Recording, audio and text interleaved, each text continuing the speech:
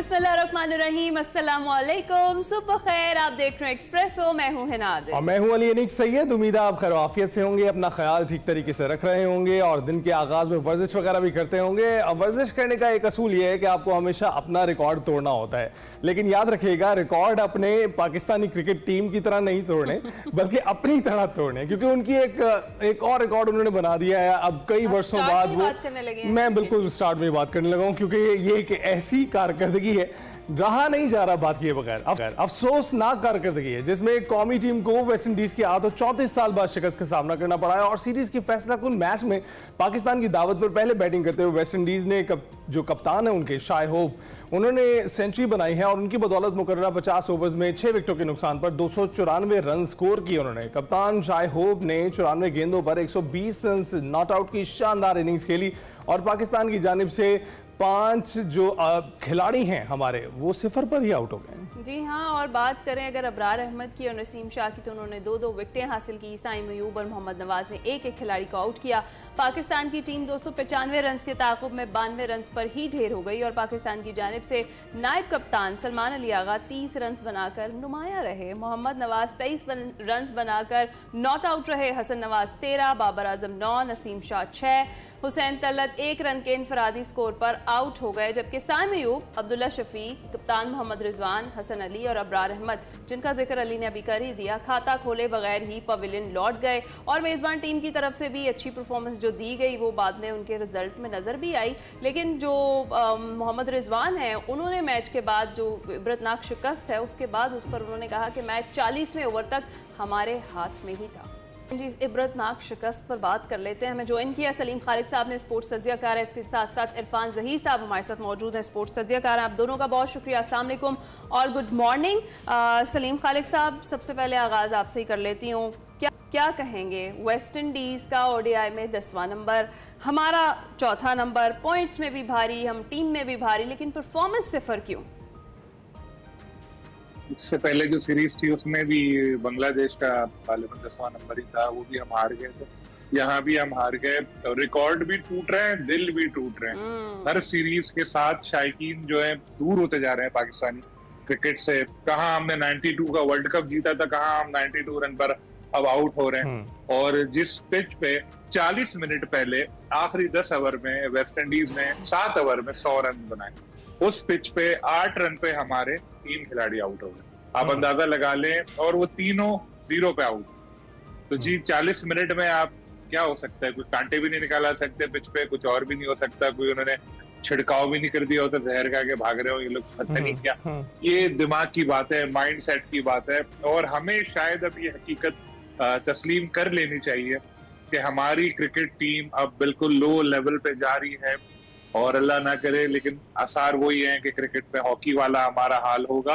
पैसा जब तक है तब तक बचे रहेंगे, लेकिन क्रिकेट हमारी बहुत पीछे जा रही है। और इस वक्त जो हमारी परफॉर्मेंस है, एक टाइम आएगा हम बांग्लादेश, जिम्बाब्वे, आयरलैंड, इन टीमों के साथ खड़े हो जाएंगे। नहीं सलीम साहब, एक टाइम नहीं आएगा, वो टाइम आ चुका है शायद, जहां पर हम सीरीज भी हार रहे हैं। हुआ है, हाँ, सीरीज भी हार रहे हैं। और आपको पता है कि वर्ल्ड कप में हमारी परफॉर्मेंस क्या थी, हम अमेरिका जैसी टीमों से भी हार गए हैं। तो इरफान साहब, आप बताइएगा, आप बताएं कि जो परफॉर्मेंस है उस पर तो किसी को कोई शक नहीं है कि इंतहाई इबरतनाक शिकस्त हुई है हमें, लेकिन बाबर आजम की मौजूदगी में हम ये सोच रहे थे कि शायद उन्हें दोबारा एक्शन में देखना मज़ेदार साबित होगा, सीरीज जीत सकेंगे।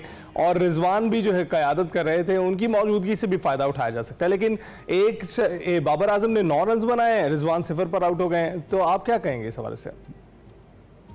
देखिए, ये बहुत शेमफुल किस्म की डिफीट है पाकिस्तान के लिए। ये सिर्फ डिफीट नहीं है, और 34 इयर्स के बाद हम ये सीरीज हारे हैं। लास्ट टाइम 91 में हम उनसे सीरीज हारे थे। तो ये इसके पीछे एक बहुत पूरा सिस्टम है। मैं हमेशा बात करता हूँ, चीजें ना एकदम खराब होती है ना एकदम ठीक होती है, इसके लिए पूरी कंटिन्यूटी है। ये कंटिन्यूटी तब शुरू हुई थी, देखने में तो हमें 2 साल नजर आ रहे हैं ना, कि 2 साल पिछले एशिया कप से लेके अब तक इस टीम का डिजास्टर हो गया, डिबैकल नजर आ रहा है। लेकिन मेरा मानना यह कि जब आपने सरफराज को कप्तानी से हटाया था, that was the first day, जब आपका ये जो डिक्लाइन का वो पहला दिन था, वो पहला कील ठोका गया। उसके बाद जितने लोग आए, जितने भी आपके रजीम के अंदर 4 चेयरमैन, 26 कोचेज, 6 कोचेज, 26 सेलेक्टर, ये एक बड़ी लंबी कंटिन्यूटी। 4 दफा एक साल के अंदर आपने डोमेस्टिक का सिस्टम चेंज किया, तो हर एक ने अपना हिस्सा डाला। जैसे सलीम साहब बात कर रहे थे कि हॉकी वाला हाल, स्क्वाश का भी हमने यही किया, हॉकी का भी यही किया। जब आपकी विक्ट्री सिस्टम से आउट होती है, वो कनेक्शन जो है अवाम के साथ लोगों का वो खत्म होता है। लोग ऑलरेडी काफी दूर चले गए, नाराज हो चुके हैं। कुछ प्लेयरों के आपने नाम लिए, किस किस का लेंगे? कप्तान से स्टार्ट करना चाहिए। मतलब कप्तान जब बैटिंग करने आया, और आप उनके कप्तान भी चौथे नंबर पे आता है, हमारा भी आता है। एक तो पूरे पाकिस्तान की 26 करोड़ की आवाम में से हमारी नेशन के पास कोई बैट्समैन नहीं है कि रिजवान से हमने चौथे नंबर पे बैटिंग करानी है। जो ये ब्रायन लारा का नंबर था, इंजमामुल हक का नंबर था, जैक कैलिस का नंबर था। अब हमारी बदकिस्मती है कि मोहम्मद रिजवान आता है उस नंबर पे, और वो जब बैटिंग कर रहा होता है और ऐसे लगता है देख के आपको कि जैसे दुनिया का सबसे मुश्किल तरीन काम कर रहे हैं। यानी कि वो काम अगर किसी गांव के किसी मजदूर को दे दिया जाए और वो बैटिंग करने आएगा, तो वो गरीब तरीके से डांस करेगा पिच के ऊपर आगे, वो हमारा कप्तान कर रहा है। मुझे लगता है कि शायद इनकी क्रिकेट खत्म हो चुकी है। वो जो 3-4 साल क्रिकेट इनकी थी वो खेल चुके हैं, और अब आप उनसे जबरदस्ती वो काम ले रहे हैं। इसी तरह हमारे कई प्लेयर है जो अपने नाम और रेपुटेशन पे खेल रहे हैं। ठीक है, आपने T20 में एक हार्ड डिसीजन लिया, आपने आगे बढ़ना है। अब आप नए बच्चों को चांस दे। कौन सा माइंडसेट था जिसने साहबजादा फरहान को परफॉर्मेंस के बावजूद इसमें शामिल नहीं होने दिया? आप सही कह रहे हैं, हार्ड डिसीजंस डेफिनेटली आपको लेने पड़ेंगे अगर आपने आगे बढ़ना है तो। बिल्कुल सही कह रहे हैं इरफान। अच्छा सलीम खालिद साहब, अगर बाबर और रिजवान की हम बात करें तो जब दोनों ये चल जाते हैं तो वो 300 प्लस पे भी स्कोर लेकर गए हुए हैं जब चल जाते हैं। और अगर बात करें तो 1 साल 11 माह हो गए बाबर की लास्ट जो सेंचुरी थी। आखिर हुआ क्या है बाबर आजम को, क्यों इस तरह की परफॉर्मेंस उन्होंने अब देनी शुरू कर दी है? 2 साल से ज्यादा अरसा हो चुका है बाबर को सेंचुरी बनाए हुए, और आखिरी सेंचुरी भी जो उन्होंने बनाई थी गालिबन वो नेपाल के खिलाफ 2023 में। तो इस परफॉर्मेंस पे देखें, उनकी फैंस बहुत है। बाबर तेरे जानिसार बेशुमार बेशुमार, वो सोशल मीडिया पर तहलका मचा देते हैं, सब प्रेशर में आ जाते हैं। नो डाउट बाबर बहुत अच्छे प्लेयर हैं, लेकिन सिर्फ कहने से नहीं होगा, करके दिखाना होगा।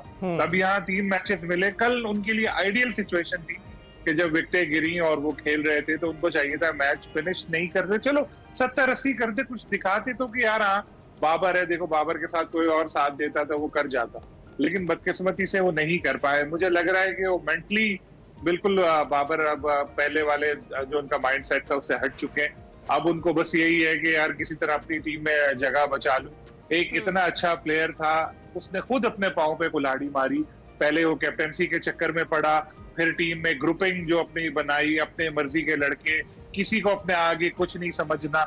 जो उनके इर्द गिर्द लोग घूमते हैं बाबर के, जिन्होंने बाबर के नाम पे खूब अपने पैसे बनाए, जिन्होंने बाबर के नाम को कैश करके बाबर के नाम पे दुनिया घूमी, मजे किए, उन लोगों को अपने गिरेबान में झांकना चाहिए कि बाबर को तबाह करने में उन लोगों का कितना बिल्कुल यही इरफान यही पूछने वाला था, बाबर को तबाह करने में इंतजामिया का कितना किरदार है? क्योंकि आपने अपने खिलाड़ियों को, अपने स्टार्स को वो माहौल देना होता है जिसमें वो पनप सकें, लेकिन हम यहाँ पे देख रहे हैं कि इस माहौल में वो शदीद तनाव और जहनी तनाव का शायद शिकार हैं, जिसकी वजह से वो परफॉर्म नहीं कर पा रहे हैं। और ऐसा किसी भी खिलाड़ी के साथ अगर होगा तो वो अपनी कारकर्दगी पर खेल नहीं पाएगा। आपको क्या लगता है? देखिए, ये आपको पास में ना बहुत प्रेसिडेंट मिलेंगे, बहुत एग्जांपल मिलेंगी, अब एक बड़ी लंबी आपको लेजेंड्स की लिस्ट मिलेगी कि जिनकी लाइफ के अंदर बुरा टाइम आया, कैरियर में ऐसे हुआ, लेकिन वो लार्जर देन लाइफ बने। अभी कोहली की मिसाल आप सबको याद है, 2-3 साल उससे रन्स नहीं हुए थे। रन्स में ये नहीं था कि वो रन्स नहीं करता था, बट ये था कि सेंचुरी नहीं आ रही थी, बट वो 70-80 कंटिन्यूसली कर रहा था, टीम की विक्ट्री में रोल फिर भी प्ले कर रहा था। ये बाबर का अगर आप कसूर कहते हैं तो बाबर का ये सिस्टम की बात करते हैं, मैं सिस्टर को 20% 80% बाबर को खुद रिस्पॉन्सिबल ठहराता हूँ। देखिए, बाबर को जितना लकी आदमी मैं समझता हूँ कोई नहीं था। इतना जो मैंने सिलेक्टर और कोचेस की और चेयरमैन की बात की, बाबर ने 5 साल कप्तानी की है, किसी ने बाबर को हटाया नहीं है। इसने अपनी मर्जी से दोस्ती निभाई है, इसी ने अपनी मर्जी के लड़के रखे, सब कुछ सिस्टम चेंज होता रहा, बाबर को किसी ने नहीं हटाया। जब आप कुदरत के साथ या नाइंसाफी सिस्टम के साथ करते हैं, इंटेलेक्चुअल डिसऑनेस्टी करते हैं, तो कुदरत का निजाम सबसे पहले आप पे आता है। और वही हुआ बाबर के साथ कि बाबर ने जब वो ज्यादतियां की, लड़कों को अपनी मर्जी से लड़कों को आने नहीं दिया गया। आप बांग्लादेश से खेल रहे हैं, अफगानिस्तान से खेल रहे हैं, आपने वही प्लेइंग 11 खिलानी है, किसी बच्चे को सिलेक्ट नहीं किया। आप मुझे एक नाम बता दें जिसमें 5 साल में एक लड़का आपने तैयार किया हो या किसी को चांस दिया हो, अभी भी नहीं दिया जा रहा। अभी भी मैं जैसे बात कर रहा हूँ कि सुलेमान मिर्जा किस तरह नहीं आता टीम में, साहबजादा फरहान किस तरह नहीं आता टीम में, अहमद दानियाल किस तरह नहीं आता। ख्वाजा नाफे सेकंड कीपर के तौर पे क्यों नहीं आ सकता? असीमुल्लाह किस तरह नहीं टीम में आता? क्या रीजन है कि आप इन्हीं लोगों के साथ 6 साल से चल रहे हैं, 5 सालों के साथ? फिर यही इरफान, यही फिर ग्रुप बंदियां है ना जो टीम को लेकर बैठ गई हैं, और फिर परफॉर्मेंस हमारे सामने ही है जो हमारे प्लेयर्स दिखा रहे हैं इन्हीं ग्रुप बंदियों के पेश नजर। अच्छा सलीम गालिब साहब, फिर सवाल तो फिर कोचिंग पर भी उठते हैं, कोच जो है माइक हैसन, उन पर भी बड़े सवालात उठ रहे हैं। सुफियान मुकीम के हवाले से बात हो रही है, क्यों नहीं खिलाया जा रहा उन्हें, क्या वजह है इसकी? ये वजह तो मेरे ख्याल है इसके लिए एक तहकीकाती कमेटी बनानी चाहिए कि उसने क्या ऐसा जुर्म किया है कि जो भी कोच हो, जो कप्तान हो, वो खिलाता नहीं है उसको, और अगर एक आध मैच खिलाते हैं तो उसके बाद बाहर बिठा देते हैं।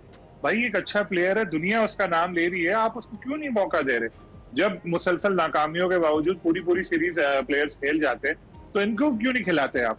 इन्होंने तो बेहतर परफॉर्म भी किया। अब आती है कोच की बात, तो कोच का हम पहले दिन से यही बात कर रहे हैं कि ऑलराउंडर्स पर इन्हिसार, यही उनकी एक पॉलिसी होती है, 3 बॉलर्स खिलाओ बाकी ऑलराउंडर, या फिर वो पार्ट टाइमर है। अगर ऑलराउंडर भी ठीक है ना, ऑलराउंडर अगर Shahid Afridi, Abdul Razzaq, even Azhar Mahmood, Jack Kallis, अगर बाहर की हम बात करें, इस लेवल के ऑलराउंडर हो तो आप ठीक है 6 ऑलराउंडर खिला दो।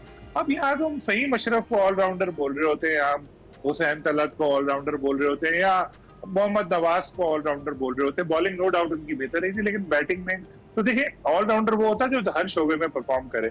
और आप देख लें, हमेशा यही चीज होती है कि जब आपके टॉप ऑर्डर बैटर परफॉर्म नहीं कर पा रहे तो आपके ये ऑलराउंडर, सो कॉल्ड ऑलराउंडर या ये टेल एंडर्स क्या करेंगे? 92 रन पे आप आउट हुए ना, अगर हमारी जल्दी विकेट गिर गई थी तो फिर इन जो सो कॉल्ड ऑलराउंडर्स है तो इनको चाहिए था थोड़ा स्कोर करके टीम को कुछ आगे लेके जाते, किसी ने कुछ नहीं किया। तो एक प्रॉपर टीम बनाए, प्रॉपर प्लेयर्स को खिलाएं। जो हमारे फास्ट बॉलर्स हैं उनकी परफॉर्मेंस पे बहुत बड़ा सवालिया निशान है। आपने शाहीन को बाहर बिठा दिया जिसने पहले मैच में 4 आउट किए थे, चले ठीक है, उसके बाद जो खेले उनकी परफॉर्मेंस आप देख लें।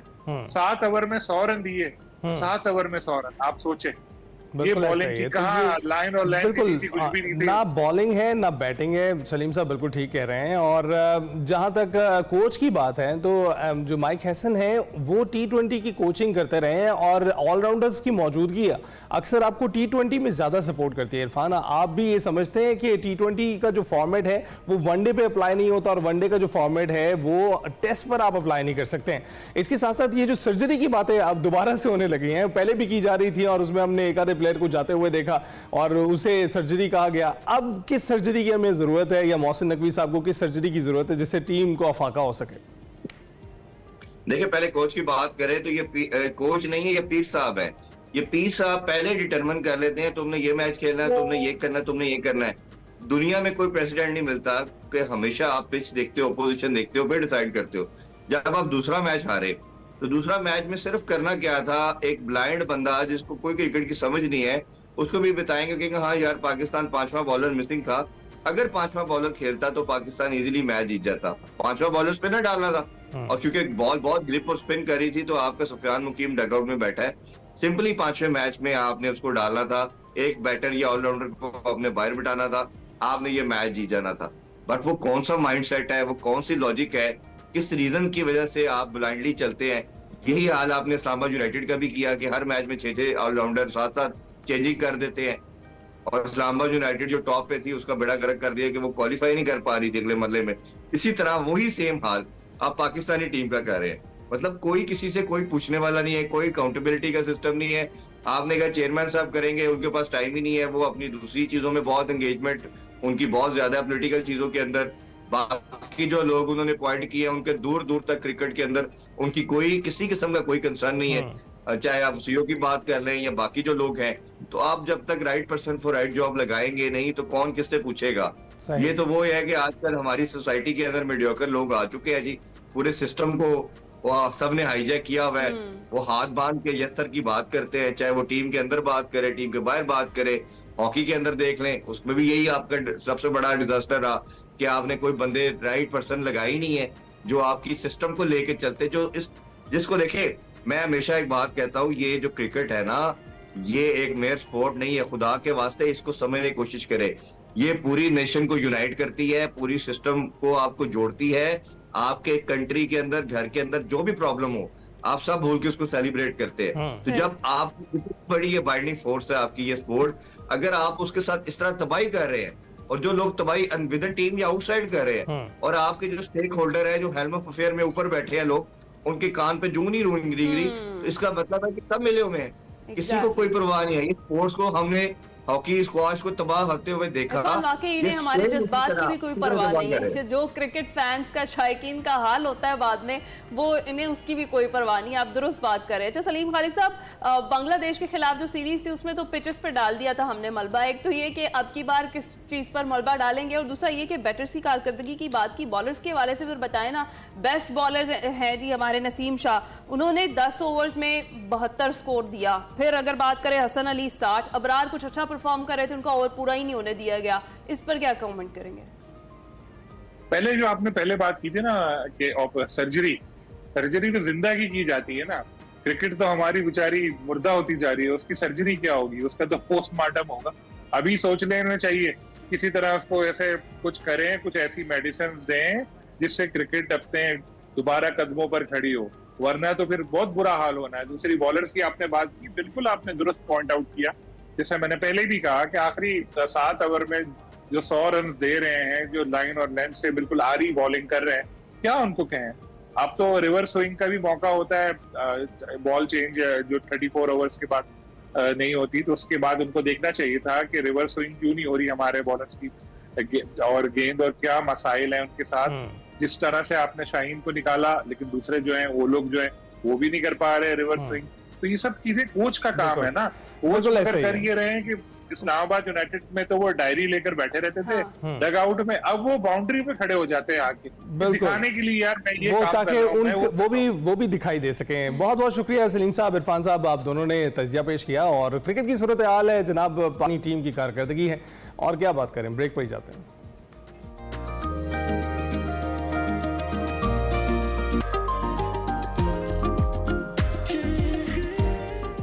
Welcome back to Express. नाज़रीन, एक वीडियो कल से सोशल मीडिया पर काफ़ी वायरल है जिसमें पाकिस्तानी लड़की ऑस्ट्रेलिया की पार्लियामेंट में उर्दू और पंजाबी ज़ुबान में इंतहाई जानदार तकरीर कर रही है। ये लड़की है पाकिस्तानी नयाद ऑस्ट्रेलवी रुकने पार्लियामेंट बिस्मा आसिफ। जी हाँ, बिस्मा आसिफ लाहौर में ही पैदा हुई, लेकिन उनके वालिदैन का ताल्लुक भी लाहौर से ही है। और बिस्मा आसिफ ऑस्ट्रेलिया की रियासत क्वींसलैंड से मुंतखब होने वाली पहली पाकिस्तानी नयाद रुकने पार्लियामेंट है। और पार्लिमानी इजलास में जब बिस्मा आसिफ ने उर्दू जुबान में अस्सलामुअलैकुम के साथ तकरीर का आगाज़ किया, तो ऐवान में मौजूद तमाम अराकीन ने न सिर्फ तवज्जो से सुना बल्कि तालियां बजाकर उनका जानदार इस्तकबाल भी किया गया। बिस्मा आसिफ ने जज्बाती अंदाज में कहा कि मेरी शनाख्त सिर्फ मेरी ज़ात नहीं, मेरी जड़ें पाकिस्तान से हैं, मेरी ज़बान उर्दू है और मुझे अपनी पंजाबी सकाफत पर फ़ख्र है। उन्होंने ये भी कहा कि उनका मुंतखब होना सिर्फ एक फ़र्द की कामयाबी नहीं है, बल्कि ऑस्ट्रेलिया में बसने वाले जो तमाम तारकीन वतन हैं उनकी नुमाइंदगी भी है। बिस्मा नवंबर 2024 में होने वाले रियासती इंतखाबात में कामयाब होकर पार्लियामेंट की रुकन बनी है। और बिस्मा आसिफ का मकसद सिर्फ कानून साजी नहीं है, बल्कि तारकीन वतन, खास तौर पर एशियाई पस मंज़र रखने वाले जो नौजवान हैं उनके लिए रोल मॉडल बनना है। उन्होंने अपने खिताब में ख़वातीन, मुस्लिम कम्युनिटी और तारकीन वतन को मुआशरती शमूलियत पर जोर देते हुए ये कहा कि हम सिर्फ ऑस्ट्रेलिया के शहरी नहीं बल्कि इसके मुस्तकबिल के मेहमान भी हैं। उन्होंने मजीद क्या कहा था, पहले आपको वो सुनवाते हैं। I'm proud to be the first Pakistani and Punjabi elected to the Queensland Parliament. I am proud to speak 3 languages of my family and ancestors, Urdu, Punjabi and Hindi. फैज़ अहमद फैज़ ने फरमाया, नए ज़माने के तवक्को में हमने दिलों में एक सपने की बुनियाद रखी। मेरे दिल में भी एक ख्वाहिश है कि मैं एक ऐसा मुस्तकबिल देखूं जहां हम सबको बेहतर ज़िंदगी बनाने का मौका मिले। हमें ऐसे संस्कार दिए जाते हैं कि हम अपने परिवार के लिए मेहनत से रोजी रोटी कमाएं। आपका ये हक है कि उस मेहनत का फल और आपकी रोजी रोटी आपको इज्जत से मिले। साडे पंजाबियां दे दिल बहुत वड्डे होंदे ने। सानू ये सिखाया जाता है कि अपने वड्डियां दी इज्जत करो, उन्हां नाल सीखो, अपने बच्चों दे फ्यूचर लिए जो कर सकते हो करो, सब दी इज्जत करो। इसलिए लंगर भी बनता है। पंजाबी ये नहीं देखते कि तुसी कित्थों आए हो, कित्थे जा रहे हो, बस ये देखते हैं कि सब इंसान हैगे ने ते सब दी इज्जत हैगी है। और अच्छी बात यह है कि बिस्मा इस वक्त हमारे साथ मौजूद हैं। बिस्मा, गुड मॉर्निंग, कैसी हैं आप और क्या हाल चाल है? सबसे पहले तो पार्लियामेंट का रुकन बनने पर आपको मुबारकबाद। और कैसा फील हो रहा है आपको इसका रुकन बनने का? Good morning. नहीं, मुझे बहुत पहले तो अस्सलाम वालेकुम आप सबको। मुझे बहुत खुशी हो रही है आपके साथ आज गुफ्तगू करने के लिए। मुझे बहुत खुशी है, लाइक ही सेड कि नवंबर में मेरा इधर इलेक्शन हुआ था, लेकिन मेरे लिए बहुत इंपॉर्टेंट था कि मैं मेरी जो जड़ें हैं, रूट्स हैं, उनके साथ साथ सब कुछ लेके चलूं और जो मेरी वैल्यूज हैं वो मैं पार्लियामेंट के उसके इदारे के अंदर रह के आगे चलूं। बेहतरीन। अच्छा, बिस्मा को फिर हम ऑस्ट्रेलिया की बिस्मा कहें या फिर लाहौर की बिस्मा? मैं दोनों, मैं लाहौर की बिस्मा भी हूँ और मैं ऑस्ट्रेलिया की बिस्मा भी हूँ। बिल्कुल ठीक है।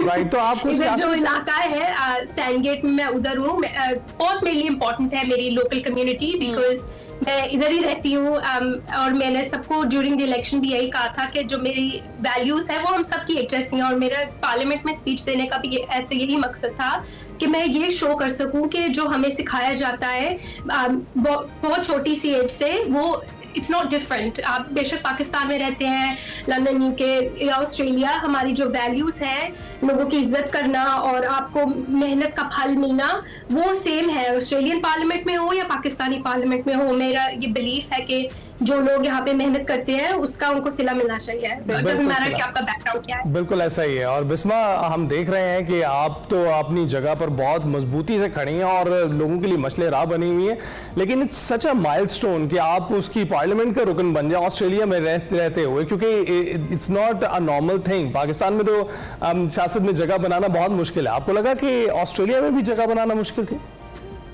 आई थिंक जो मेरी जर्नी रही है, डेफिनेटली पार्लियामेंटेरियन बनना आसान नहीं है, लेकिन मैंने जब ये डिसीजन लिया था कि मैं टिकट के लिए रन करूंगी, मैंने उसी वक्त डिसाइड कर लिया था कि कुछ छोड़ना नहीं है पीछे। अगर करना है तो ये बिल्कुल 100% दे के करना है। तो मैंने 7 मंथ्स अपना कैंपेन रन किया और उसमें मैंने तकरीबन 9000 लोगों के दरवाजों पे जाके दस्तक दी और उनको कहा कि ये मेरा विजन है हमारे इदारे के लिए, और उसकी बेसिस पे उन्होंने वोट दिया है। मेरे लोकल इलाके में अराउंड 50,000 पीपल रहते हैं, 50,000 लोग, तो उसके अंदर मेरा मेजॉरिटी विन हुआ था, जो कि it's a big privilege for me. और मेरे ऊपर ये जाया नहीं है कि मुझे पता है कि मुझे यहाँ पे किस लिए लोगों ने पिक किया है। बिल्कुल ठीक है। अच्छा, आपने अभी ये जर्नी तो शेयर किया, शुरू से बताएंगे कि आपको शौक हुआ कैसे सियासत में आने का, और खास तौर पर ये जो आपकी इलेक्शन कैंपेन थी जो क्वींसलैंड से आपने स्टार्ट की, ये कैसे रही और वहाँ क्या प्रोसेस होता है इलेक्शन कैंपेन्स का, ये भी हमारे साथ शेयर करें।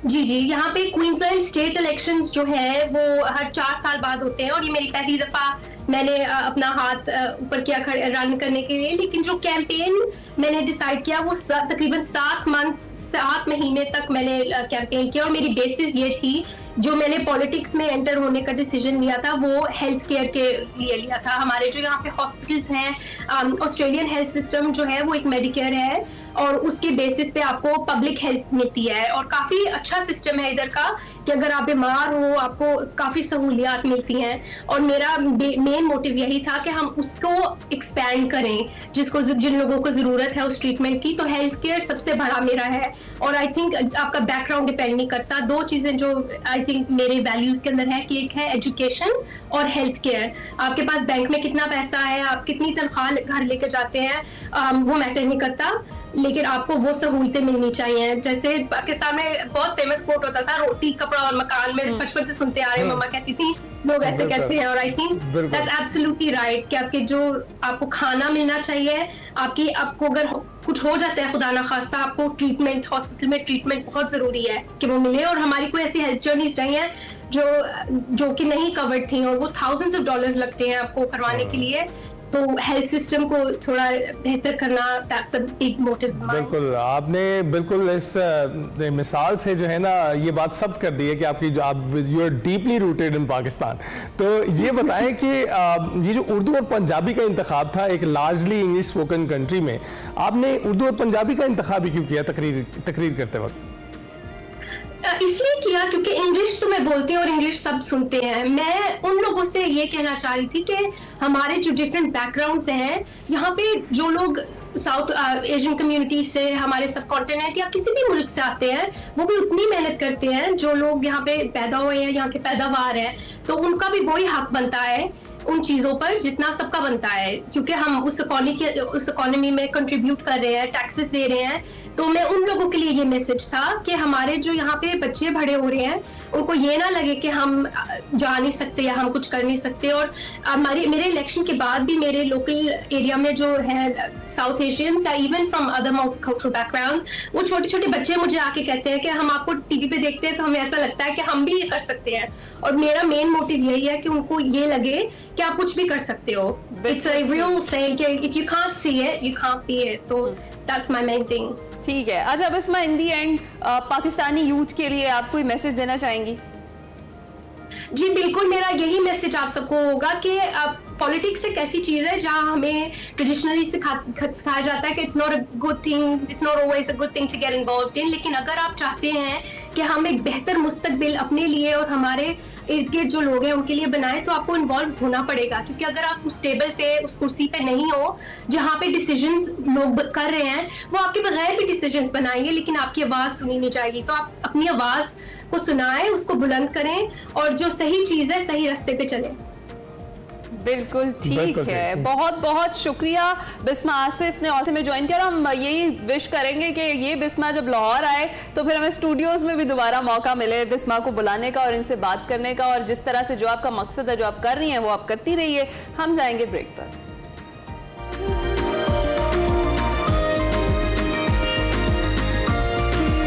Welcome back. जश्न आज़ादी में एक रोज़ बाकी है और मार्का हक की मुनासबत से हम ये जश्न आज़ादी मना रहे हैं। तैयारियां जारी हैं, मुख्तलिफ शहरों में जश्न आज़ादी की तैयारियां ज़ोरों शोर से जारी हैं। ताज़ा तरीन इन शहरों में क्या सूरत हाल है, तैयारियां कैसी हैं, और इसके साथ साथ जो हम जश्न मनाते हुए गलत इक़दाम करते हैं उन पर पाबंदी आयद करने के लिए क्या इक़दाम किए जा रहे हैं, इसके लिए हमारे लाहौर, गुजरावाला और मुल्तान से नुमाइंदगान ने हमें ज्वाइन किया है। सबसे पहले गुजरावाला का रुख करते हैं। शहजाद अकरम हमारे साथ मौजूद हैं। शहजाद, बताइएगा वहाँ क्या सूरत हाल है, तैयारियाँ कहाँ तक पहुँची?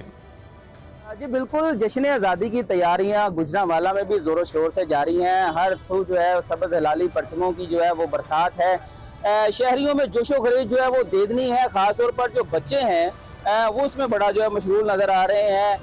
एक रोज़ बाकी है और जो वालिदैन हैं उनसे बच्चे जो है वो अपने अपने ज़िद के जो करके वो जो जश्न आज़ादी पर पहनने वाली बैंगल्स हैं, बैजेस हैं, झंडे हैं, इसके साथ जो स्पेशल सूट्स इस बार जो है वो मुतारफ़ कराए जा रहे हैं, वो मार्केट में आए हुए हैं, वो लेने की जो है वो जिद कर रहे हैं। शहरियों की बड़ी तादाद जो है वो जो इस वक्त जो है ख़रीदारी में मशगूल है। हमारे साथ एक शहरी हैं, उनसे जानते हैं कि कैसे जो है वो बच्चों के लिए वो चीज़ें जो है पसंद कर रहे हैं, बच्चों की जिद क्या है, और वो बताएं कि इस दफ़ा जो है जश्न आज़ादी की तैयारी आपकी कैसी चल रही है? अल्हम्दुलिल्लाह बड़ी ज़बरदस्त, क्योंकि हमने इस दफ़ा तो हमारी जश्न आज़ादी स्पेशल है क्योंकि हमने अपने दुश्मन को ज़ेर किया और इसकी खुशी हमें बहुत ज़्यादा है। और मैं मशकूर हूँ अपने जनरल साहब का, इतनी इज़्ज़त पूरी दुनिया में हमारी हौसला अफजाई हो रही है। जहाँ पे एयरपोर्ट्स पे दूसरे ममालक में हमें तो बड़ा इस चीज़ का सुनने में बड़ा अच्छा मज़ा आ रहा है। तो इस दफ़ा मैंने अपने सारे बच्चों के कपड़े बनाए हैं, वो उनकी सारी तैयारी है बैजेस की, और दूसरी जो इस तरह की चीज़ें हैं वो मैं कल से ले गया हूँ सारी बच्चों की। और इसके अलावा बैजेस रह गए हैं, वो अपना मैं स्पेशल लूँगा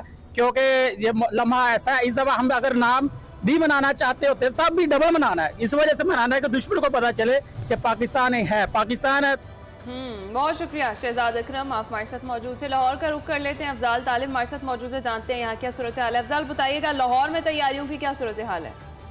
जी बिल्कुल, यौम आज़ादी मनाने के हवाले से मुल्क के दीगर शहरों की तरह लाहौर में भी तैयारियां अरूज पर हैं। तमाम लोगों में जो है वो बड़े जोशो जज्बा देखने में आ रहा है। शहर की तमाम मार्केट जहाँ पे झंडे इसकी तरीके से झंडियाँ हैं और इस तरह बैज और दीगर जो सामान जो इस हवाले से फरोख्त हो रहा है, वहाँ पर शदीद रश देखने में आ रहा है। और वहाँ पर लोगों की बड़ी तादाद जो वहाँ मौजूद है। उनका कहना है कि चूँकि हुकूमत पंजाब और फेडरल गवर्नमेंट की तरफ से भी सरकारी तौर पर यौम आज़ादी मनाने के हवाले से ऐलान भी किया गया है। और दूसरी तरफ हालिया पाक भारत जंग के बाद पाकिस्तान को जो फतह नसीब हुई उसके बाद जो है पाकिस्तानों में खासतौर वो जज्बा ईमानी और हुब्बुल वतनी का जो जज्बा देखने में आ रहा है, उसमें काफ़ी जोशो खरोश देखने में आ रहा है। लोग अपनी मिसाल के मुताबिक जो है वो झंडियाँ, झंडे, इसी तरह बैंगल, जो खास पर चूड़ियाँ और हेयर बैग्स के साथ साथ दीगर जो अशिया जिन पर पाकिस्तानी झंडे नुमाया हैं वो खरीदते हुए दिखाई देते हैं। बच्चे, बूढ़े, नौजवान, मर्द, ख़वातीन में ये जज्बा देखने में आ रहा है। शहर की तमाम सरकारी गैर सरकारी इमारतों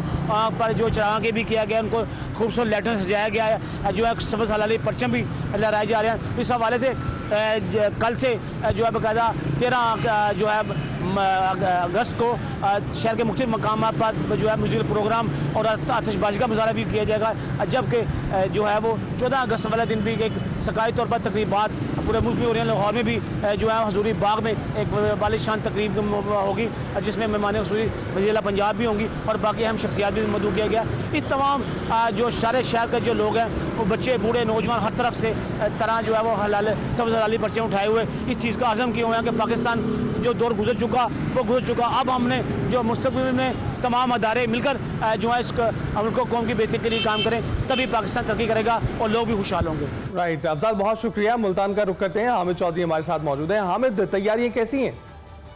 जी बिल्कुल, जश्न आज़ादी में सिर्फ एक रोज़ बाकी है और जश्न आज़ादी की जो तैयारियां हैं वो अरूज पर पहुंच चुकी हैं। बच्चे हों, बड़े हों, जवान हों, बुजुर्ग हों, तमाम लोग जो हैं वो जश्न आज़ादी की तैयारी में बढ़ चढ़ कर हिस्सा ले रहे हैं। इस वक्त मैं शाहीन मार्केट में मौजूद हूँ। ये मुल्तान का कदीमी बाज़ार है। यहाँ जो है बड़े बड़े स्टॉल्स सजाए गए हैं जिसमें पाकिस्तानी परचम नज़र आ रहे हैं, झंडियाँ नज़र आ रही हैं, बैजेस नज़र आ रहे हैं और ख़ास तौर पर बच्चियों की जो है वो चूड़ियाँ यहाँ स्टॉल्स पर लगाई गई हैं।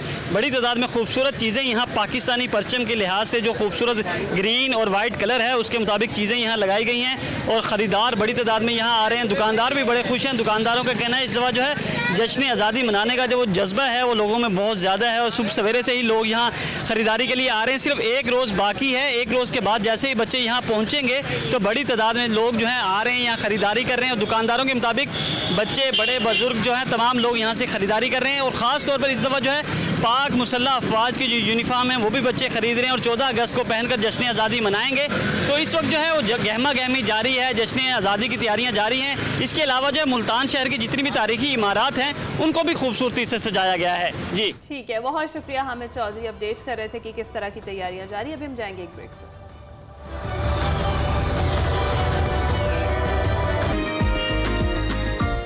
Welcome back. हम जानते हैं बहुत सी बातें हो रही हैं कि ख़वातीन किसी भी मैदान में पीछे नहीं हैं, मर्दों के शाना बशाना चल रही हैं और ना सिर्फ चल सकती हैं बल्कि क़यादत भी कर सकती हैं। और आज एक्सप्रेसो में खुशामदीद कहेंगे एक ऐसी शख्सियत को जिन्होंने अपने आज़म, मेहनत और क़यादत के जज्बे से ना सिर्फ अपने शोबे में तारीख रकम की है बल्कि पाकिस्तान की लाखों ख़वातीन के लिए एक रोशन मिसाल भी हैं। हमारे साथ मौजूद हैं नूरिश सबा, पाकिस्तान स्पोर्ट्स बोर्ड की कोचिंग सेंटर की लाहौर की पहली खातून डायरेक्टर हैं और सबा पाकिस्तान एडमिनिस्ट्रेटिव सर्विस की BS 18 ऑफिसर हैं। अपने करियर में शानदार खिदमत अंजाम दे चुकी हैं। उन्होंने बतौर असिस्टेंट कमिश्नर शेखुपुरा गुजरावाला और बतौर डिप्टी कमिश्नर हाफजाबाद इंतजामी मामलात में अपनी बसीरत काबिलियत का लोहा मनवाया। आज वो न सिर्फ स्पोर्ट्स के फ़रोग के लिए काम कर रही हैं बल्कि बतौर खातून लीडर ये पैगाम भी दे रही हैं कि ख़वातीन अगर मौक़े और एतमाद हासिल करें तो वो हर सतह पर मुल्क का नाम रोशन कर सकती हैं। और हम आज उन्हीं से बात करेंगे कि 14 अगस्त के हवाले से लाहौर में होने वाली स्पोर्ट्स एक्टिविटीज़ क्या हैं, उनकी शानदार प्रोफेशनल जर्नी क्या थी और सबसे बढ़कर ख़वातीन की बाइख्तियारी पर उनसे बात करेंगे। इस वक्त हमारे साथ सबा मौजूद है। Thank you very much for joining us. Saba, कैसी हैं आप? I am well, thank you so much for kind words. Noorish, सबसे पहले तो वी आर वेरी हैप्पी और बीइंग ए फीमेल मुझे बड़ी खुशी होती है जब इस तरीके से हम देखते हैं कि जो ख़वातीन हैं वो आगे बढ़ रही हैं और ना सिर्फ आगे बढ़ी हैं बल्कि लीड कर रही हैं माशाल्लाह से। और ये चीज़ बड़ी ज़बरदस्त किस्म की है। आप ये बताएं कि आपका कैसा एक्सपीरियंस है? Pakistan sports board coaching centre Lahore की पहली खातून हेड, तो किस तरीके से इस सफ़र के दौरान चैलेंजेस भी बहुत सारे पेश आए होंगे, उनको कैसे अबूर किया और ये जर्नी कैसे? Thank you Hina. एक्चुअली मेरा ख्याल है कि फर्स्ट फीमेल डायरेक्टर हम कहते हैं तो बात है कि बीइंग अ मेल और female gender doesn't make any difference, it's all about competence of an officer, whether वो उसका कोई भी जेंडर हो। लेकिन मैंने सोचा नहीं था कि ये इतने मज़े का एक डिपार्टमेंट होगा, यहाँ पे काम करने का इतना मज़ा आएगा। और जब मैंने ये ज्वाइन किया तो मैंने देखा कि इतना पोटेंशियल है यहाँ पे काम करने का। और मैंने एक चीज़ देखी कि हमने फील्ड में इतना काम किया है, मैं तकरीबन 13 years of service to my credit, मैंने नहीं देखा कि स्पोर्ट्स में जितना जज्बा मैं कहीं पे हो, मतलब कि उनको कुछ नहीं चाहिए, उनको सिर्फ खेल चाहिए, उनको सिर्फ खेलना है। कहते हैं मैडम आप हमें सपोर्ट करें खेल में, उनको ना कोई नाम चाहिए ना उनको कोई क्रेडिट चाहिए, and they are so passionate about sports कि मैंने ये चीज़ कभी पहले देखी नहीं। तो उसकी वजह से मुझे इतनी एनर्जी मिली उनकी वजह से, स्पोर्ट्समैन की वजह से, और इतने मुझे वो लोग पॉजिटिव लगे कि मैंने कहा कि why not promote them and support them, because देखिए अल्टीमेटली तो बात ये है कि अभी हम कोई अपनी इस तरह की नर्सरीज बनाएंगे या इस तरह के सेंटर्स बनाएंगे जहाँ पे इंटरनेशनल लेवल की ट्रेनिंग मिलेगी बच्चों को, तो कल को तभी यही बच्चे जाएंगे और हमें रिप्रेजेंट करेंगे ना इंटरनेशनल लेवल पे। तो मुझे तो इस काम में इतना मजा आ रहा है कि मुझे लगा कि कोई ब्लेसिंग हुई है मेरे साथ अल्लाह की तरफ से कि मैं यहाँ पे आई हूँ। और ब्लेसिंग हमारे साथ भी हुई है कि आपको तैनात किया गया है। वैसे बहुत अनकन्वेंशनल नहीं है ये किसी भी शोबे के लिए, और हम स्पेशली देख रहे हैं स्पोर्ट्स में अब बड़ी तादाद में खवातीन जो है एडमिनिस्ट्रेटिव पोस्ट उन्होंने संभालनी शुरू कर दी हैं। मुझे तो लगता है कि एडमिनिस्ट्रेशन में वुमेन हैव एज, क्योंकि वो मल्टीटास्किंग बहुत अच्छी कर सकती हैं। तो इस वजह से मुझे तो लगता है स्पोर्ट्स में, क्योंकि शायद वैसे खवातीन इतनी है नहीं स्पोर्ट्स बोर्ड के अंदर, तो इसलिए मैं फर्स्ट डायरेक्टर हूँ, अदरवाइज हो सकता है मेरे से पहले भी होती। नहीं, आप ये देखिए ना, कोच भी हैं, अब बहुत सारी जो है कोचिंग साइट्स पे भी आ रही हैं। इसके अलावा हम यानी हमारे यहाँ गेस्ट आते रहते हैं। पोटेंशियल वाकई कह रही हैं कि है। अच्छा, मुझे ये बताएं, नूरिश के एडमिनिस्ट्रेटिव सर्विसेज में आने का आपको कैसे शौक हुआ और कब से ये सफर शुरू हुआ? बेसिकली मेरा जो पैशन था शुरू से वो था पब्लिक सर्विस। तो मुझे ये लगा कि ये this is the right platform कि अगर आप लोगों को सर्व करना चाहते हैं तो उससे बेहतर आपको कोई मौका नहीं मिल सकता। तो ये एक जज्बा था जिसकी वजह से मैं यहाँ पे आ गई, और फिर उसके बाद मैंने बहुत इन्जॉय किया अपने जॉब को, अपने काम को, डिस्ट्रिक्ट एडमिनिस्ट्रेशन में और बाकी सेमी ऑटोनमस ऑर्गेनाइजेशंस में भी। I have loved my work. और अब जब यहाँ पे आई हूँ मैं स्पोर्ट्स बोर्ड में, तो मुझे उससे भी ज़्यादा अच्छा लग रहा है, बिकॉज यहाँ पे इतना इनिशिएटिव है जो कि मैं ले सकती हूँ, इतनी चीज़ें, मतलब कि you know I can make a difference, I can establish things. और यहाँ पे मैंने जब आई ना अली, तो मुझे लगा कि मैं कैसे करूँगी, वेयर टू स्टार्ट फ्रॉम। तो मैंने सोचा कि देखो, अब गवर्नमेंट का काम है पब्लिक वेलफेयर, तो मैं अगर लोगों से कहूँगी कि आप यहाँ पे आके एक्सपर्टीज़ दें, कोचेज़ ट्रेन करें बच्चों को, और वो जो सर्विसेज हैं या फिर वो जो हमारी state of the art facilities हैं वो भी हों, लेकिन नहीं, पैसा आपने नहीं कमाना। क्योंकि देखिए, हम तो चाहते हैं कि हम जो एक गरीब तबका है हमारा, ये लोअर मिडिल क्लास, उनको ये ना हो कि हमने फीस देनी है तो आप पैसा नहीं कमा सकते हैं आप। मैंने कहा इस प्रपोजल पे कौन मानेगा, बिकॉज ये प्रपोजल तो अनरियल है ना। देखिए, विन विन सिचुएशन तो नहीं है। मैंने कहा कौन, लेकिन आप यकीन नहीं करेंगी ना, आप यकीन नहीं करेंगी कि ये लोग आए और दे वर सो पैशनेट। मैडम, हमें पैसे नहीं कमाने, आप हमें सपोर्ट करें, हम यहाँ पे ऐसी state of the art facilities बनाएंगे, यहाँ पे हर बच्चा खेलेगा। 500 रुपये भी नहीं होंगे ना किसी के पास, तो 500 रुपये भी ना दें, फ्री में हम यहाँ पे बच्चों को कोचिंग भी देंगे, इनको फैसिलिटीज भी देंगे, सब कुछ देंगे, तो आपको और क्या चाहिए? बिल्कुल ऐसा ही है। और स्टेट का तो काम ही है। आप देखें कि कितना टैलेंट मौजूद है और वो बेलॉस होकर कर रहा है और पाकिस्तान के लिए कर रहा है। अपना नाम बनाना तो एक जगह पर, पाकिस्तान का नाम रोशन कर रहा है। पाकिस्तान के लिए उनका पैशन है, स्पोर्ट्स के लिए। लिटरली लोगों को आंसू से रोता देखा है स्पोर्ट्स के लिए।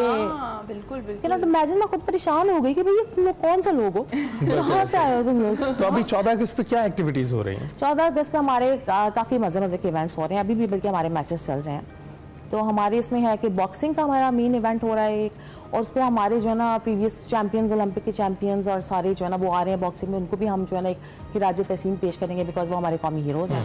उसके साथ हमारे मिक्स मार्शल आर्ट्स के इवेंट्स हो रहे हैं, और ये दोनों गर्ल्स एंड बॉयज़ बोथ हो रहे हैं। Okay, that's great. जी, पे फुटबॉल के मैचेस हैं हमारे, वो तो हमारे काफ़ी सारे मैचेस हैं हमारे, और वो भी हमारे मैन एंड वुमेन बोथ हो रहे हैं। फिर आर्चरी के हमारे जो है ना वो भी हो रहे हैं, हमारे मतलब कॉम्पिटिशंस हो रहे हैं। तो there is a lot which is happening. तो 14 अगस्त पे तो आप ज़रूर आइएगा, उसको ज़रूर कवर कीजिएगा, because there is a lot happening there. अच्छा, कल साइकिल रैली का भी करवाया निकाह? जी जी, बिल्कुल बिल्कुल, बहुत अच्छा। And I met such good people there, जो कि वहाँ पे फेडरेशंस के लोग थे और ग्रुप्स के लोग थे, और वो they were so positive, they were so nice, इतना मज़ा आया। मैंने भी इतने अर्से बाद साइकिल चलाई, you know, after so many years। ये बड़ी हेल्दी एक्टिविटी है। आपको नहीं लगता कि ये फ्रीक्वेंटली होने चाहिए, खास तौर पर साइकिलिंग के इस तरह के कुछ इवेंट्स या रैलीज? देखिए, होने चाहिए। इसमें मसला है कि ये प्राइवेटली तो होते हैं, लेकिन उससे गवर्नमेंट की सपोर्ट भी होनी चाहिए। मैं समझती हूँ कि हमें वी शुड जॉइन हैंड। देखिए, अब जो आ गया ना एक पब्लिक सर्विस का जो एक स्टाइल है, ये पहले ज़माने में होता था कि कल्चर होता था, आप ऑफिस में बैठे हुए हैं बाबू बन के और सब कुछ। It doesn't work anymore. Now it's a time for collaboration. Exactly. अब कोलैबोरेशन का टाइम है, पब्लिक प्राइवेट पार्टनरशिप का टाइम है, स्टेक होल्डर्स को एंगेज करके साथ लेके चलने का टाइम है। तो अभी आप पहली खातून डायरेक्टर हैं, अब क्या विजन लेकर आप चल रही हैं? किस तरह से आप खवातीन को वेलकम करेंगी अब इन डिपार्टमेंट में, जहाँ पहले हमें दिखाई नहीं देती थी वो? देखिए, मेरा जो विजन है ना बड़ा क्लियर है, ऑब्जेक्टिव डिफर से मेरा बड़ा क्लियर है। और उसमें ये है कि the day I was posted, I was told कि madam you are going there, we want you to encourage women and we want you to work on sports inclusion, women inclusion in sports. तो ये जो gender main streaming का काम है ना, ये मेरा एक फर्स्ट प्रायोरिटी है इसके अंदर। तो तो ये जो 14 अगस्त के हम लोग कर रहे हैं फंक्शन, इसमें मेन थीम जो है ना वो वुमेन एम्पावरमेंट है, इसलिए इसमें काफ़ी ज़्यादा आपको ख़वातीन नज़र आएंगी। तो मैं ये चाहती हूँ कि ख़वातीन को हम इंक्लूड करें, और यकीन करें इतना टैलेंट है पाकिस्तान वॉलीबॉल की जो नेशनल टीम है वो हमारे पास आई हुई थी ट्रेनिंग के लिए पिछले दिन। क्या बच्चियाँ इतनी वो मेहनत कर रही थी, साथ उनका टैलेंट बहुत है पाकिस्तान, बिल्कुल आप ठीक कह रहे हैं। लेकिन वो यही था कि जी मैडम जितनी फंडिंग और जितना प्रमोशन मेल टीम को मिलता है वो फीमेल टीम को नहीं मिलता। इस चीज को जो है ना हमने चेंज करना है, और इसको आप एलिमिनेट करेंगे जरूर। एग्जैक्टली, पूरी कोशिश होगी। मैं because I am very passionate about it. Thank you so much Noorish, आपने हमें स्टूडियोज में ज्वाइन किया। हम चाहते हैं कि इस तरह की पैशनेट जो खवातीन तौर पे वो आगे आएँ, और जिस तरीके से नूरिश काम कर रही हैं उस तरीके से तो जनाब काम होना ही चाहिए। हम जाएंगे एक ब्रेक पर, आप कहीं मत जाइएगा।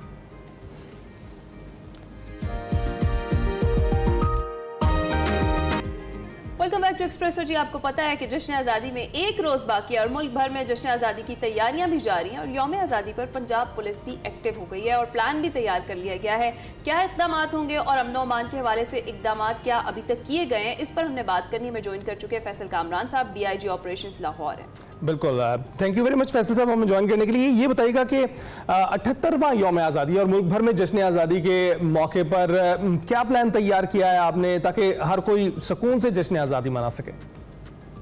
78 यौम आज़ादी की सेलिब्रेशंस के लिए एक जामे प्लान, एक कॉम्प्रिहेंसिव प्लान तश्कील दे दिया गया था। इसके ऊपर अमल दरामद जो है वो हम काफ़ी दिन पहले से कर रहे थे। 6 अगस्त से इसकी तैयारियां मुकम्मल थी। जो वन व्हीलिंग के इश्यूज़ हैं, जो इसके ऊपर एरियल फायरिंग की शिकायत आती है, जो इसमें हुल्लड़बाजी या ईव टीजिंग के कोई मसाइल पैदा हो सकते हैं, उन सब को रोकने के लिए हमने इससे पहले जो साबका रिकॉर्ड याफ्ता लोग हैं जो इस तरह की एक्टिविटीज़ में पहले मुलविस रहे, उनके ऊपर क्रैकडाउन, उनसे श्योरिटी बॉन्ड्स हमने लेना शुरू कर दिए। वो मोटरसाइकिल मैकेनिक, वो लोग जो बाइक्स को अल्टर करते हैं, साइलेंसर निकालते हैं और वन व्हीलिंग के लिए बाइक तैयार करते हैं, उन वर्कशॉप्स के ऊपर एक्शन लिया गया। ये सारी चीज़ें 6 अगस्त ऑनवर्ड्स चल रही थी। इसके साथ साथ हमारी तकरीबन 6000 के करीब डिप्लॉयमेंट होगी 14 अगस्त के हवाले से। इसमें पार्क्स की डिप्लॉयमेंट भी शामिल है। इसमें 13 अगस्त की रात से जब पब्लिक की गैदरिंग फेस्टिविटी के लिए जमा होती है मुख्तलिफ जगहों पे, लिबर्टी चौक है और बहुत सारी ऐसी जगह हैं जहाँ पे पब्लिक आती है, फैमिलीज़ आती हैं, बच्चे बच्चियाँ आते हैं, वहाँ पे वो फैमिलीज़ एक सेफ़ एनवायरनमेंट में उसको वो फेस्टिविटी मना सकें, उसके लिए फ्रेंडली पुलिस यूनिट्स की डिप्लॉयमेंट होगी। ख़वातीन पुलिस यहाँ पे बहुत सारी डिप्लॉयड होगी। और जिस तरह आपने देखा कि पिछले साल अल्हम्दुलिल्लाह कोई भी ना वन व्हीलिंग की ना हवाई फायरिंग से किसी के ज़ख्मी होने की कोई इतला थी, और बहुत हद तक ये साइलेंसर वाले मोटरसाइकिल साइलेंसर निकाल के जो बाइक्स फिर रहे होते हैं उनकी वजह से जो डिस्टर्बेंस होती है उस पर कंट्रोल था। इस साल आप देखेंगे उससे भी बेहतर इंशाल्लाह लाहौर पुलिस परफॉर्म करेगी इंशाल्लाह। अच्छा फैसल साहब, आपने जिक्र किया ख़वातीन और फैमिलीज़ का कि वो भी सेलिब्रेट करने के लिए घरों से निकलती हैं, तो क्या फिर उनके लिए जो फीमेल स्क्वाड है वो तैनात होगा? फ्रेंडली पुलिस यूनिट में हमारी डॉल्फिन की ख़वातीन भी हैं। इसके अलावा डिस्ट्रिक्ट पुलिस की जितनी फ़ीमेल हमारी कांस्टेबल्स हैं और ऑफिसर्स हैं वो सारी ऐसी तमाम जगहों पे 13 अगस्त की शाम में, रात में और 14 अगस्त को सारे पब्लिक प्लेसेस में, जिस तरह ग्रेटर इकबाल पार्क है और जिस तरह की बहुत सारी ऐसी और पब्लिक मुकामात हैं जिस पे पब्लिक जाती है और फैमिलीज़ जो एक अच्छे सेफ वे में उसको इंजॉय कर सकें, उस फेस्टिविटी को, उनकी सेफ्टी को इंश्योर करने के लिए और एक ट्रबल फ्री एनवायरनमेंट देने के लिए बहुत सारी लेडी पुलिस भी मौजूद होगी, डॉल्फिन के बाइक्स भी होंगे, फ्रेंडली पुलिस यूनिट की जो बाइसिकल्स पे ख़वातीन हैं और हमारे जवान हैं वो भी वहाँ मौजूद होंगे।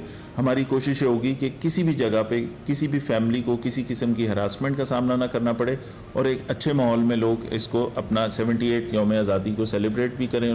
फैसल साहब बहुत शुक्रिया, आपने प्लान शेयर किए हैं। तो जनाब आपने DIG ऑपरेशंस को सुन लिया है, उनकी गुफ्तगू में आपके सामने वाज़ेह है कि एक प्लान है जिसमें आपको तहफ़्फ़ुज़ फराहम किया जाएगा। तो आज़ादी खुशी से मनाएं, लेकिन उसमें एहतियात का दामन हाथ से मत छोड़ें और जो ये गलत किस्म की आज़ादी जश्न मनाने के, दूसरों को तंग करने के जो हरबे हैं इनको बिल्कुल साइड पर रखकर खुशी मनाएं। और इसके साथ ही चूँकि प्रोग्राम का इख्तिताम हो रहा है, जाते जाते एक ट्रिब्यूट पेश करते चलते हैं। मेरी फेवरेट जो है गुलकारा है, पाकिस्तान का बड़ा नाम है, पाकिस्तान में शोबा मौसीकी को जिद्दत बख्शने वाली नाजिया हसन को इस जहान फ़ानी से कूच किए हुए तकरीबन 25 बरस बीत गए हैं। मौसीकार सुहेल राना के TV प्रोग्राम संग संग चले से शुरुआत करने वाली नाजिया हसन को पाकिस्तानी पॉप म्यूजिक के बानियों में शुमार किया जाता है और मशहूर कुन आवाज़ की मालिका नाजिया हसन 3 अप्रैल 1965 को कराची कराची में पैदा हुई और इब्तदाई तालीम कराची ग्रामर स्कूल से हासिल की, जबकि बरतानिया से कानून की डिग्री हासिल की। 80 की दहाई में भारतीय फिल्मसाज फिरोज खान की फिल्म कुर्बानी में गीत गाया और नाजिया हसन इस गीत के सहारे शोहरत की बुलंदियों पर पहुंच गई।